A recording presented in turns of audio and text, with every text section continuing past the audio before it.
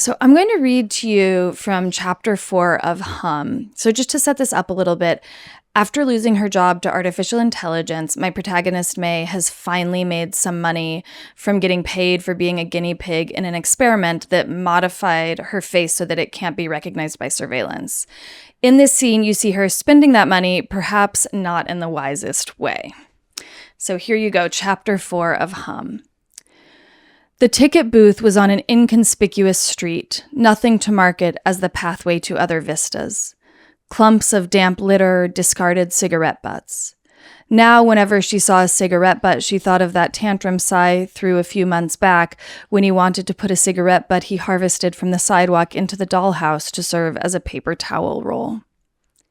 The line stretched a quarter of the way down the block. She wasn't alone in seeking the 5% 11th hour in-person discount. She took her place at the end of the line. The heat of the day had a weight to it, an odor, a slight sting in her eyes from poor air quality. The woman in front of her was pregnant, beads of sweat at her temples. She smiled at the woman. The smile the woman returned to her was limp, as though her face wasn't accustomed to forming such an expression. The woman shifted her weight away from May and dove into her phone. The line inched forward. She wished she had been able to go to the botanical garden when she was pregnant. The pregnant woman raised her eyes from her phone, shot May a "don't look at me" look. She hadn't realized she was staring. Embarrassed, she focused her gaze on the screen mounted above the ticket booth, which was playing the promo for the botanical garden on a loop. She had watched it countless times before, but she never tired of it. The close-ups of ferns and flowers, the stone bridge over the brook, the tree sagging with fruit, the waterfall, white spray on green rocks, the bedrooms, their little jars of lavender, their wooden furniture and blue bedspreads, a handful of birds taking flight from a lilac bush. And that promo could be infinitely augmented by her phone, by the effervescent social media posts of the guests. She likes, she likes, she likes, she likes, she likes, she likes. But in truth, she could hardly stand to look at them at all. On any other day, she wouldn't torture herself by seeking out such images. These selfies and just a little moment of bliss shots gushing forth from those vacationing at the botanical garden, jam-packed with flora, fauna, plates of richly colored food, earthenware mugs filled to the brim, wooden boxes of truffles, hands overflowing with berries, feet wading into clean water, children running through meadows, human faces in various states of relaxation, a resplendent hum bearing a bowl of peaches. "Next guest, please," said the hum inside the ticket booth, its voice a notch louder than normal, its eyes on the friendliest setting. She pulled herself out of her phone and realized that the hum had already addressed her more than once. Her legs were unsteady as she stepped up to the window as the facial scan failed, surge of fear, guilt, as she requested fingerprint and placed her hand on the hum's torso, green light of recognition. "Hello, May Webb," the hum said. She found herself short of breath. Jem would be so upset, worried about money. The kids would be ecstatic. "How many visitors, May?" 4. "Any children, May?" 2. "Ages, May?"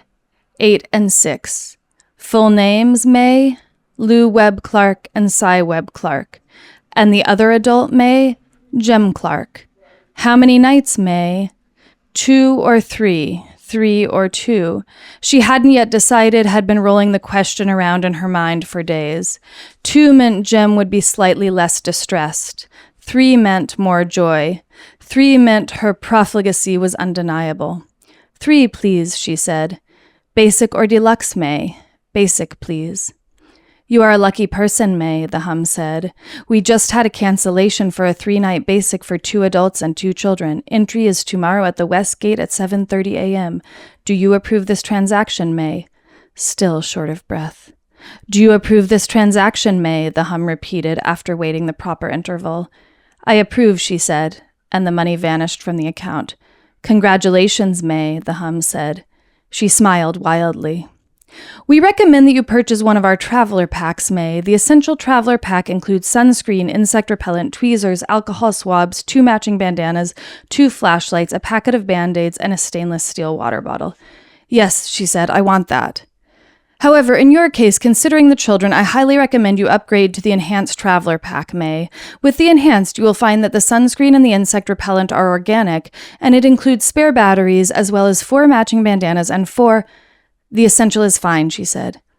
Do you approve this transaction, May? I approve. She didn't even have to think about the money if she didn't want to. It was taken from her so silently, so swiftly. The Essential Traveler Pack is en route to your home, May. May you have the time of your life. Wow.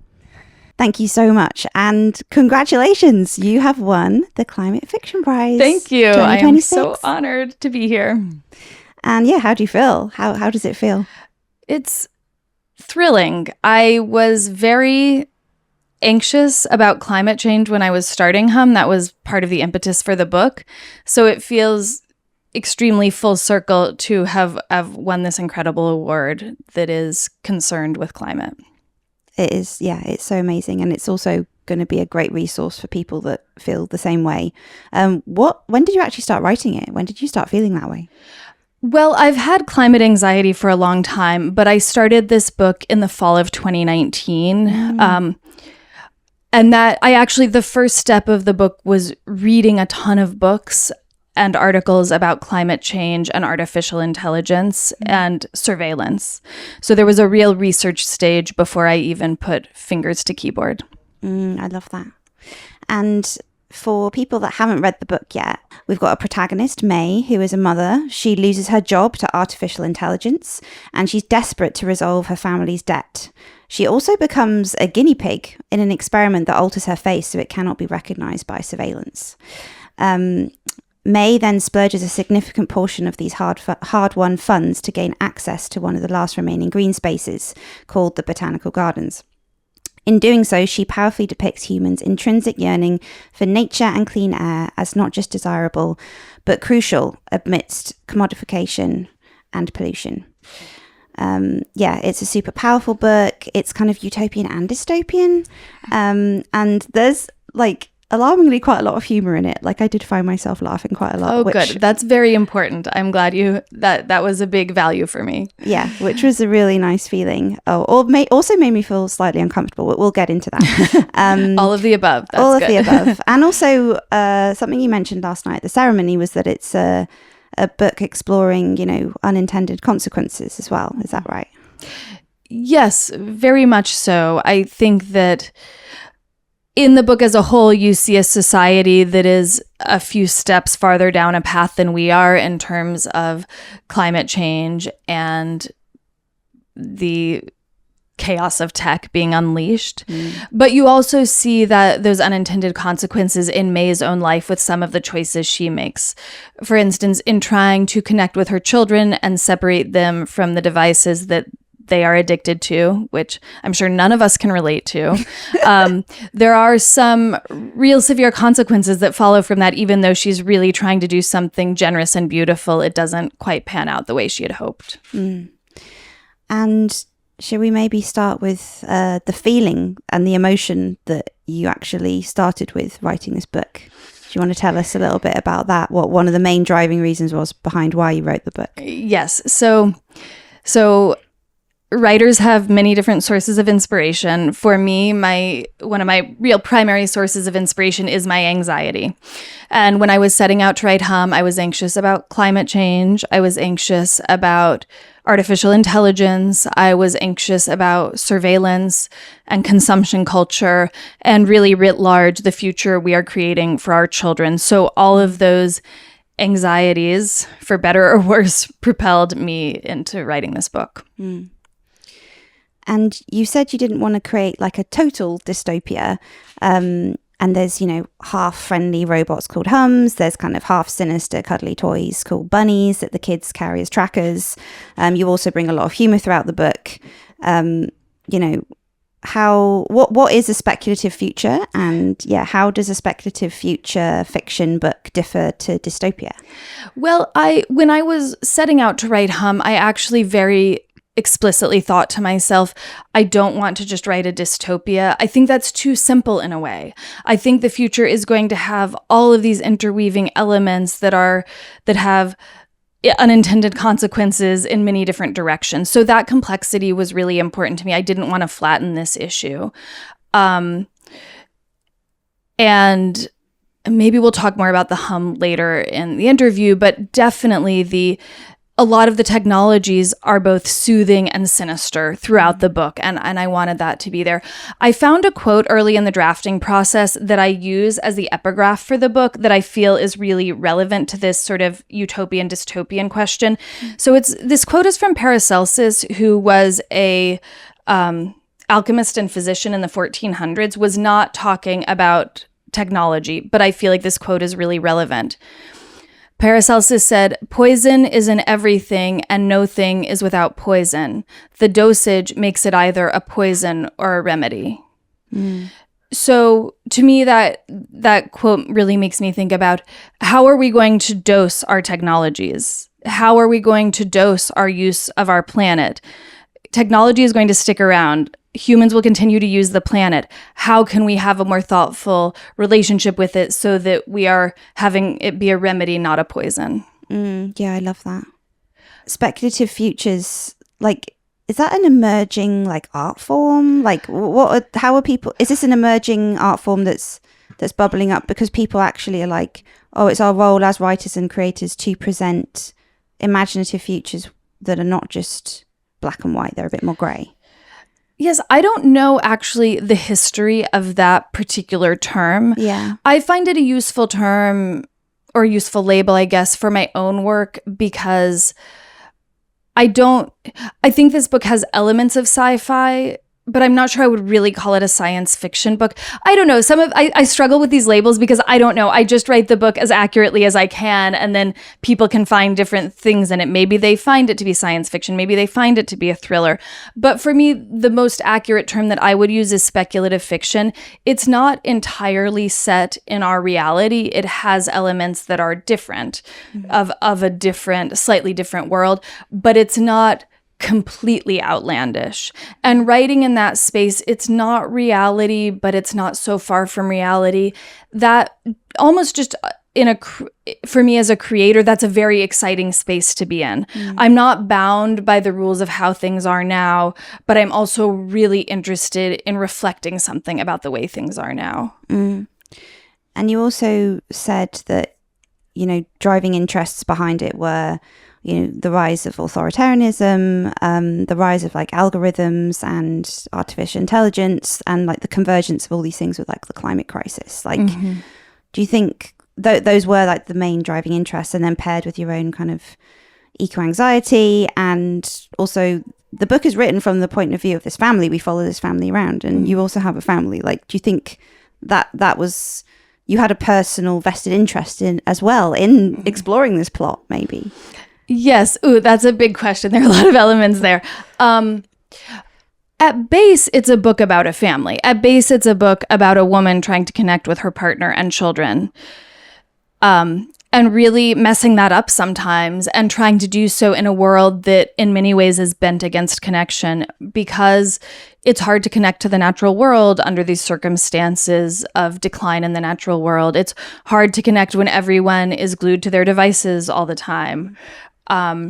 It's hard when they're facing economic hardship because she's lost her job to artificial intelligence and her husband is a gig worker who has very uncertain gig work that would not provide health insurance and those practical things that I guess in the UK you all have health insurance, but in the US we have to worry about that a lot. Yeah.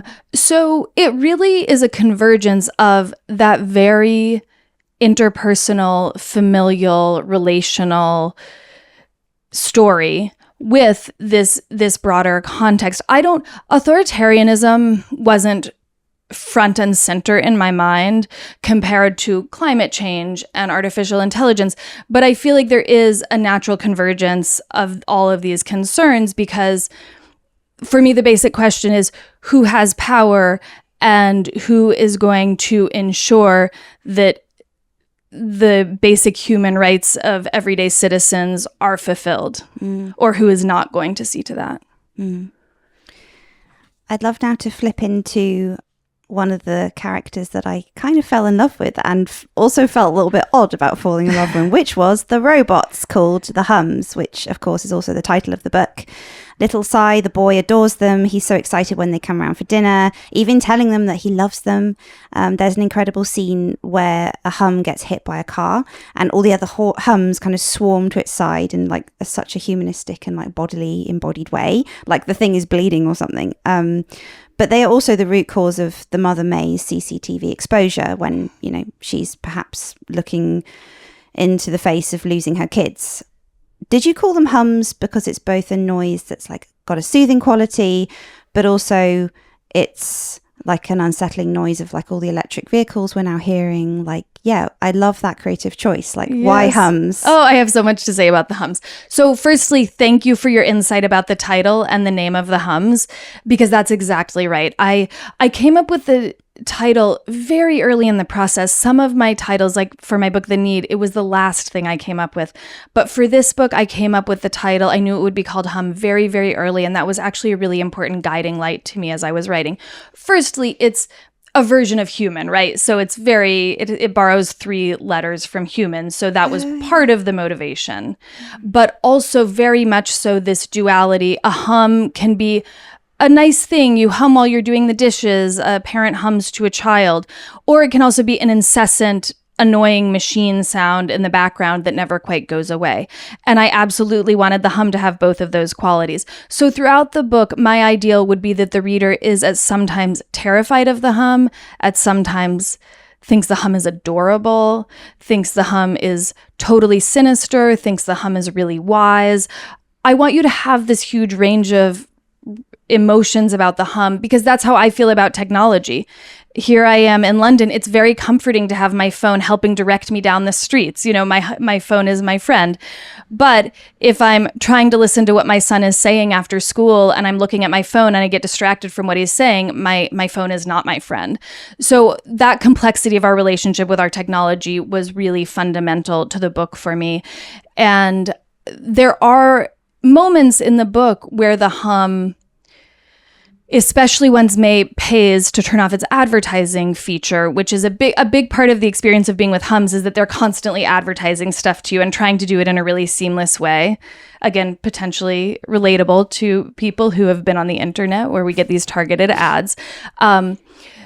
But when she pays to turn off the advertising feature, the hum becomes capable of a very high level of empathy and conversation.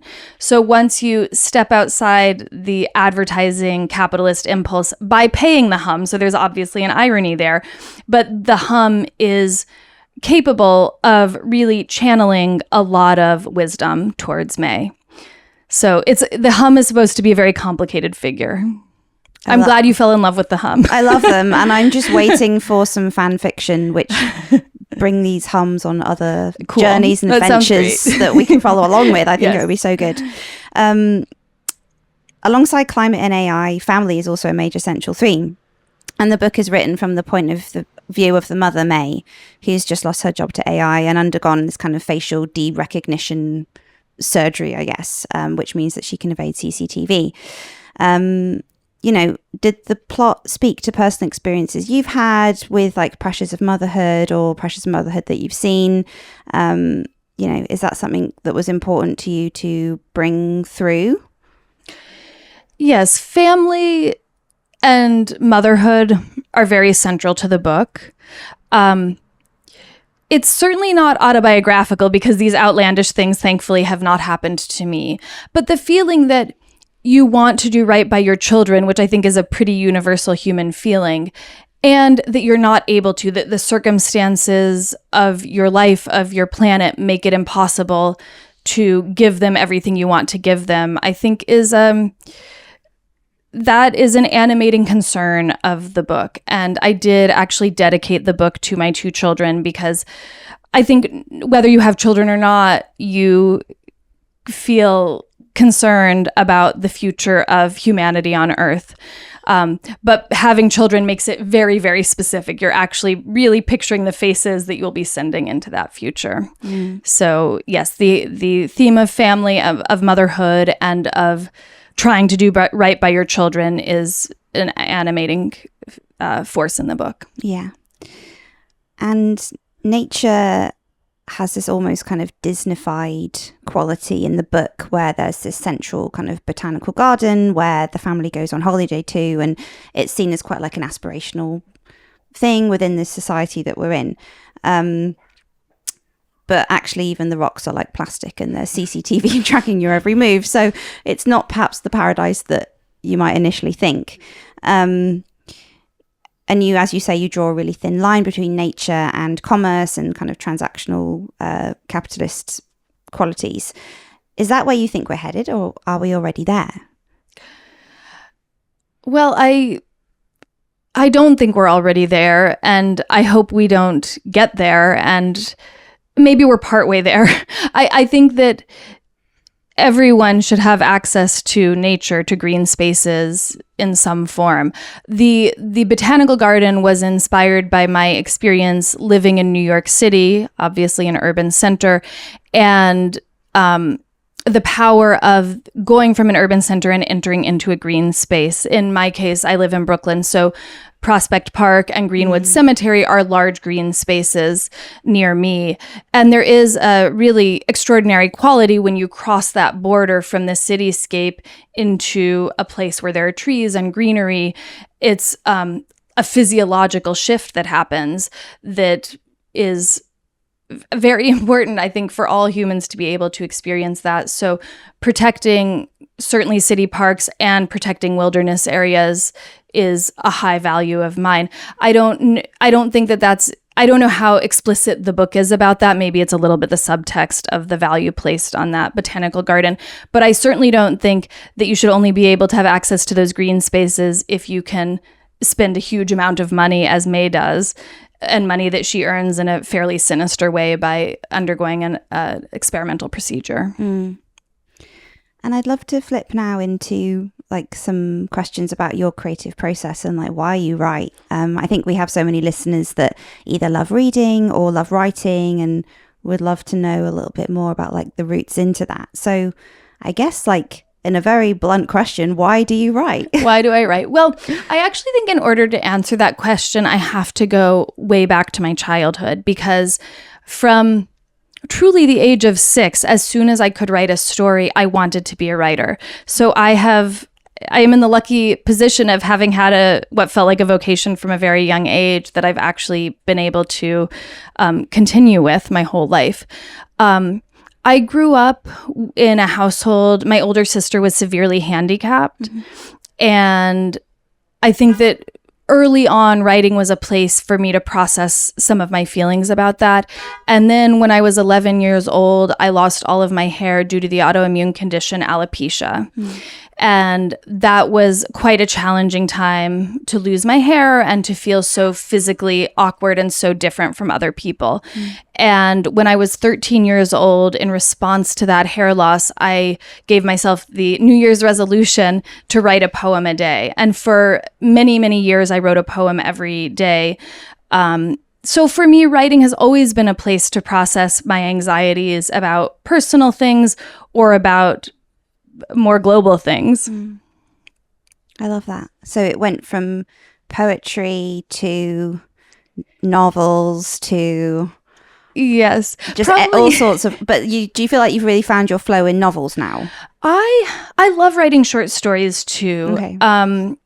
And sometimes I even feel like they can be a place for me to experiment with ideas that will show up in my novels. So I do go back and forth between the two. But I think there's nothing like the depth of relationship that you have with a book when you're working on it over so many years and spending so much time in that world and conjuring that world. But then a short story can be a delightful little affair to have too. Yeah. So, yes. I love it. And in terms of, you just actually touched upon like building worlds. And do you think that fiction is a really good place for people to be able to go and explore kind of climate realities that can often be very distressing and dystopic in a kind of more controlled or like supportive environment, because you could kind of read alone, but then you could also talk to people about what they thought about the book. Like, do you think it's actually a really good medium for these sorts of climate narratives to be surfaced out and explored together? For readers and for writers? Yeah, I do think so. I think that, as I said, with anxiety as my starting place for writing the book, certainly it's not as though writing this book dissolved all of my climate anxiety. I did more deep research into it. I came to understand it more. So my anxiety became less ambient and more specific, which feels better to me. It feels like I'm understanding the reality a little bit more. But when I write about this climate anxiety, it gives me a way to share something with a reader so that we can be together in that anxiety rather than just each being in solitude in that. And there are books of climate fiction that I love that give me a sense of not any solution, but just solidarity and acknowledgement of the concern. And I feel like living together in a reality where we're acknowledging that is really a valuable starting place. And I think that for writers writing about climate change and for readers reading about climate change, there can be a cathartic quality to engaging with the subject matter and realizing that other people are concerned about it too, and feeling like there's some kind of communal response that might be possible. Absolutely. And I loved what you said about ambient anxiety versus like specific anxiety. On the topic of specific anxiety, were there any like things that really set you off on like, oh, that's really triggered me? One thing that I did come across was in David Wallace Wells' book, The Uninhabitable Earth, which is a nonfiction book about climate. He has a section about air quality, and we get a little preoccupied with the rising oceans because that's very dramatic, certainly. But air quality is, as he points out, very concerning. And really, it's every single breath you take. You can't stop breathing. You can't get away from that air quality, poor air quality. And so you'll notice in the book that one of May's children, her daughter Lou, is very preoccupied with the air quality. And they have not great air quality. Some places in the world every day have poor air quality, and in this reality they have poor air quality, and that anxiety really strikes the child. Then in, I believe it was June of 2023, we had a day in New York when there were fires burning in Canada, and the air quality was, I don't know what metric you all use here, but it was 450. It was very, very, very poor air quality. It had never been seen like that in New York City before. And I rushed my children home from where they were, and everybody had to shut their windows. And my editor texted me, my American editor for Hum, and said, I feel like your Hum is so prophetic. How did you know? And I just wrote back, people are already writing about this and thinking about it. The scientists already know about this air quality issue. So that was one that felt a little too close to home. Extremely that visceral and just visual. Yeah. Yeah. And you have to breathe. You can't not breathe. So yeah. I loved that you just mentioned another author. Have you got any favorite books or recommendations that you'd love to share with our listeners? Like, that, if they enjoyed reading your book, other things they might want to read or look into, or just like seminal texts you always go back to? Well, one of my all-time favorite books, and I've mentioned it in many interviews, but I will always share this book, is Fever Dream by Samantha Schweblin, an Argentine writer. It is, I believe it is climate fiction. It's about the effect of toxic chemicals used in agriculture, but it really sneaks up on you. A lot of the book is also about maternal anxiety. And I like that book as climate fiction because it's very subtle. It's not just in your face. It's really insidious and almost visceral the way it creeps up on you. And a short story, my favorite short story that I'm thinking of right now about climate change is the story Exhalation by Ted Chiang. And it goes quite far from our present reality. It's about an alternate society and these robots in this society. But by the end of the story, you realize that the whole conceit is a metaphor for climate change that also sneaks up on you. So I guess I have a tendency, I'm interested in those works of climate fiction that don't declare themselves as such, but you come to understand it over the course of reading. And I should mention, as I spoke before about the research I did when I was working on Hum, the final 12 pages of the book are a bunch of endnotes and a bibliography for further reading, acknowledging all of the different writers and research I read when I was working on the book. So I would also recommend all of those works. Okay, great. Definitely everyone delve into those because there's so many like rich references and resources for further reading. And yeah, like what's next? I know that you've just won an amazing prize. You're also a professor. You've got a really busy life, but what's next? What gives you courage to keep creating?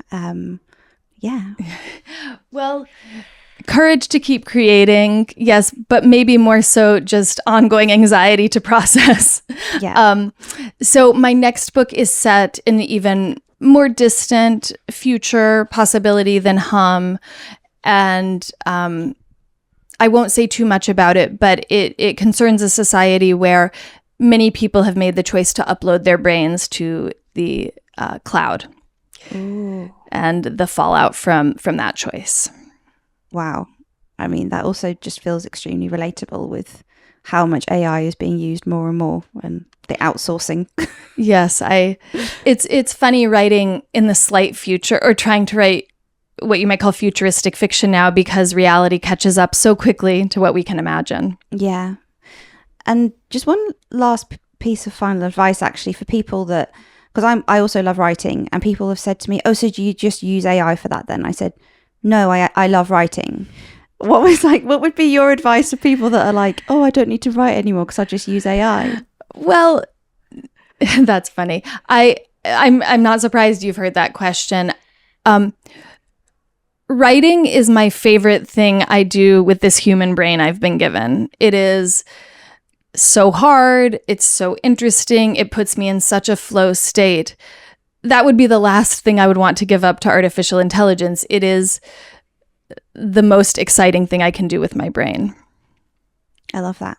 Well, thank you so much for your time. Thank you. Thank you so much for the thoughtful questions. It's a pleasure to speak with you. Thank you so much. And yeah, to everyone listening, Helen is one of, well, you're the winner, but you're one of 6 of the writers and novels that got shortlisted for the Climate Fiction Prize by Climate Spring. So there's many other excellent books to delve into and definitely go check them out. And see you next week. Thank you. Thank you for joining us this week. We really hope you enjoyed this episode. If you did, please hit the follow button to make sure that you get next week's release. While you're at it, please leave a rating and a review. Now, let's shout out to our fabulous team behind the pod. Executive produced by Josie Colter. Produced by Ben Beheshti. Music also by Ben Beheshti. Communications by Tara Cooper and Izzy Gladstone. Curation by Disha Chandra. Hosted by Ben Hurst. And Mariam Pasha. And remember, stay curious.